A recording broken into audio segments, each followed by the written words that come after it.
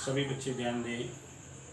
आज हम tools of physics में डिफरेंशिएशन तथा इंटीग्रेशन के कुछ फार्मूले पढ़ेंगे। इन फार्मूलों का उपयोग फिजिक्स में बहुत अधिक होता है, अतः इनका जानना बहुत आवश्यक है। सभी बच्चे ध्यान दें। पहले पढ़ेंगे हम डिफरेंशिएशन।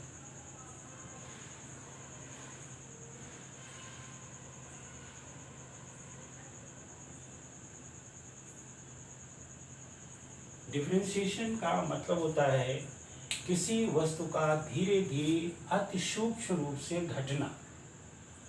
और जब कोई वस्तु धीरे धीरे घटती है तो उसके रिजल्ट्स क्या आते हैं, यही चीज़ हम डिफरेंशिएशन में पढ़ते हैं।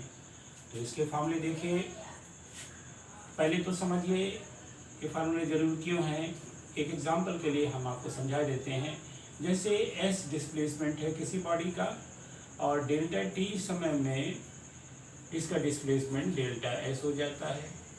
तो आप लिखते हैं कि velocity v is equal to delta S upon delta T.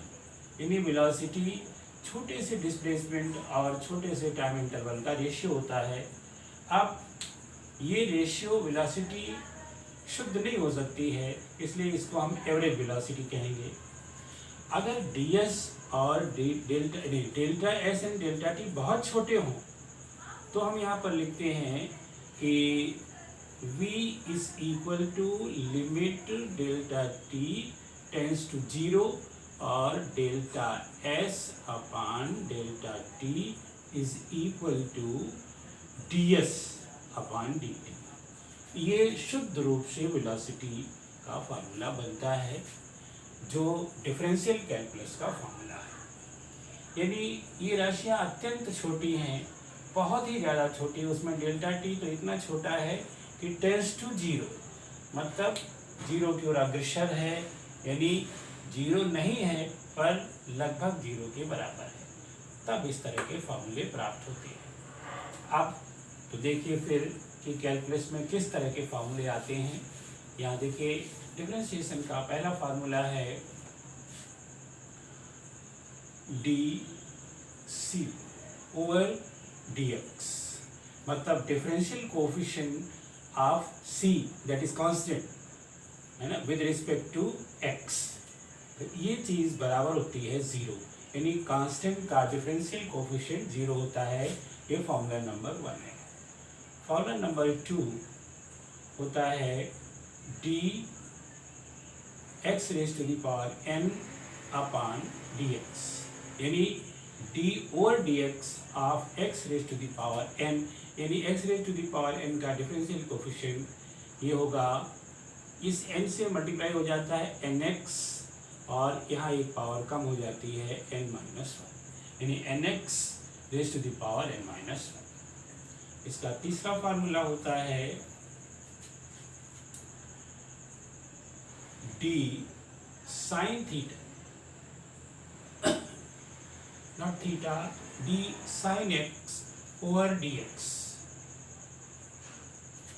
अब इसका अर्थ है differential coefficient of sine X, ये हो जाता है यहाँ पर cos एक्स। चौथा फार्मूला है D over D X cos x is equal to minus sine x। पांचवा फार्मूला है इसका D tan X upon D X. ये वास्तव में है differential coefficient of tan X is equal to sec square x।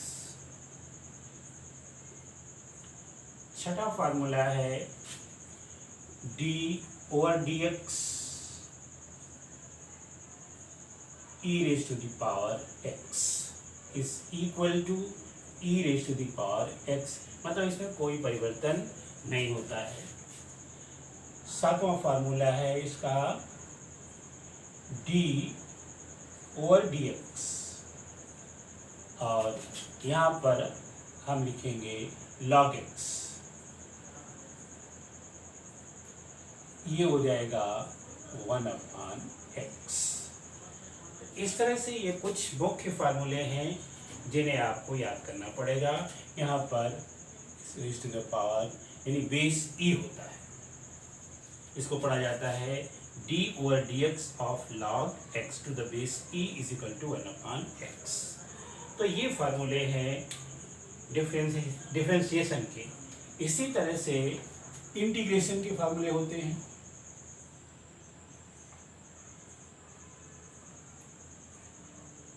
Integration का अर्थ होता है किसी चीज का क्रमिक रूप से बढ़ना। तो इसका पहला फार्मूला होता है ये, यहाँ पर इंटीग्रल का साइन और यहाँ पर लिखा जाता है, जैसे यहाँ पर कांस्टेंट लिया है तो यहाँ भी लिखेंगे a dx, और ये चीज हो जाती है, इसके साथ एक x जुड़ जाएगा ax, और प्लस c को कहते हैं constant of integration, constant of integration.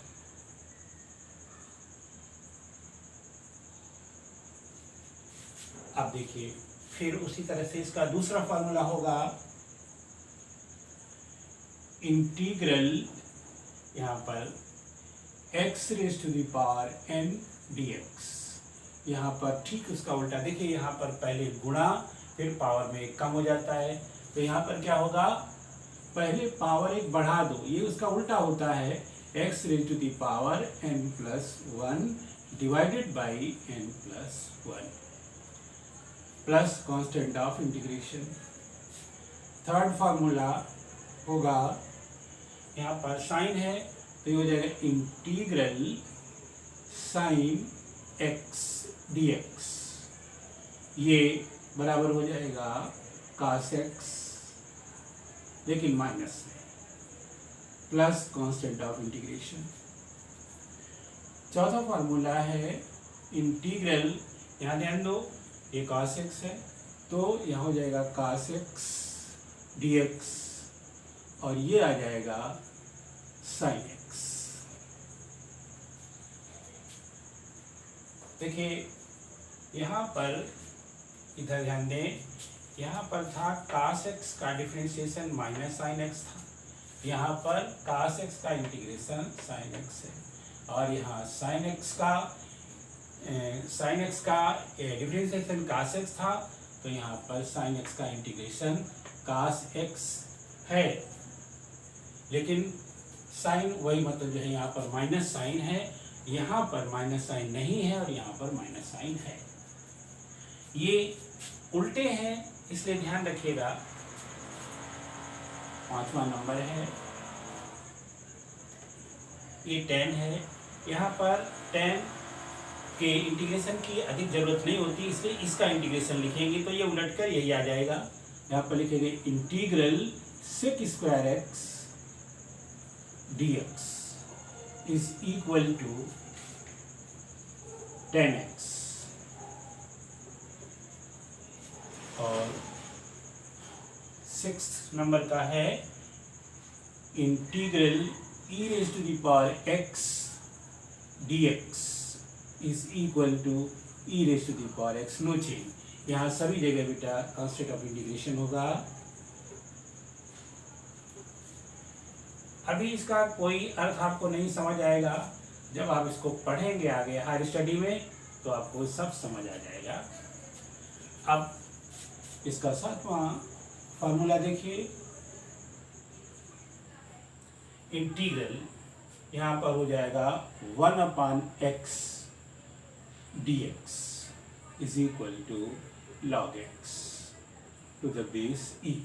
इस तरह से ये 7 फार्मूले डिफरेंशिएशन के हैं और 7 फार्मूले इंटीग्रेशन के हैं। सभी बच्चे इनको याद कर लेंगे। बेटा इनको लिखने का कोई ट्रिक नहीं है, इनको जैसे हैं उसी तरह से आपको याद करने पड़ेंगे। अब ये क्यों हम पढ़ा रहे हैं आपको, थोड़ा सा इसका एक एग्जांपल समझ लीजिए तो आपको समझ आ जाएगा। जैसे कभी कभी इस तरह से हम लिख देते हैं integral x raise to the power 3 dx इस तरह आता है। और यहाँ लिमिट लगाते हैं 2 and 3।